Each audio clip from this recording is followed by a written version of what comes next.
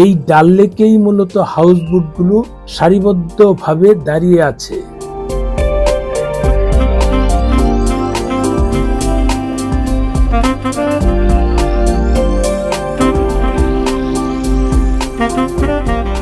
লেকের উত্তর দিকে হাউসবোটগুলোর অবস্থান।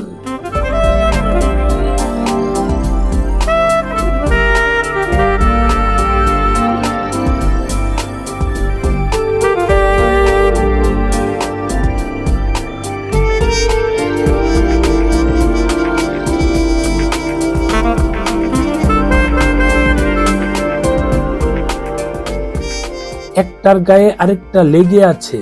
যারা নৌকা থেকে এই লেক আর পাহাড়কে উপভোগ করতে চান তারা এসব হাউসবোটে রাত্রি যাপন করতে পারেন।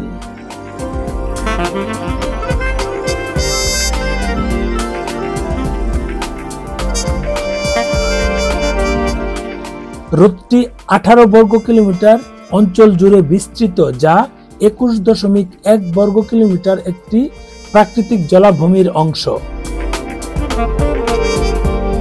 এটা অসাধারণ, চোখ জোড়ানো স্মৃতিকে ফ্রেমে বাঁধাই করার মতো সৌন্দর্য। মেঘ ছোঁয়া পাহাড় থেকে যেন এক লেক বেরিয়ে এসেছে। সন্ধ্যায় যখন দক্ষিণ পশ্চিমের আকাশে পাহাড়ের মাথায় তিলকের মতো চাঁদ উঠতে থাকে তখনই বোঝা যায় এই লেকের সৌন্দর্য মাদকতায় ভরা।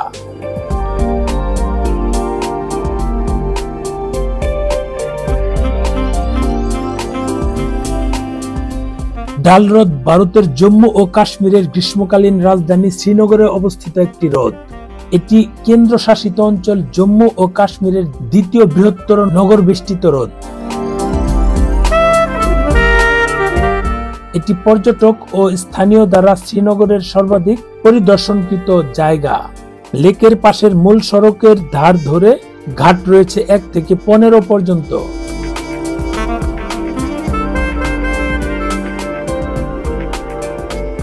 এখানে তাজ থেকে শুরু করে দুনিয়ার সব তারকা হোটেল রয়েছে।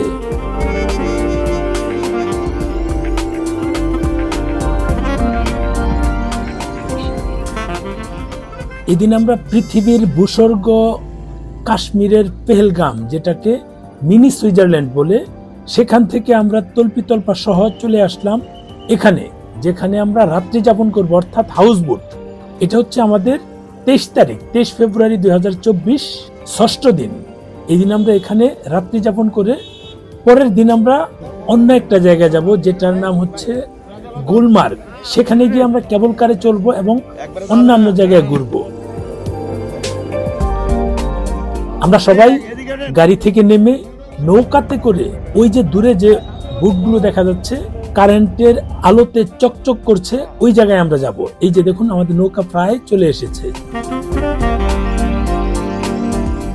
আর আমাদের জন্য এই যে লোকগুলো অপেক্ষা করছে, আমরা কখন ভিতরে প্রবেশ করব।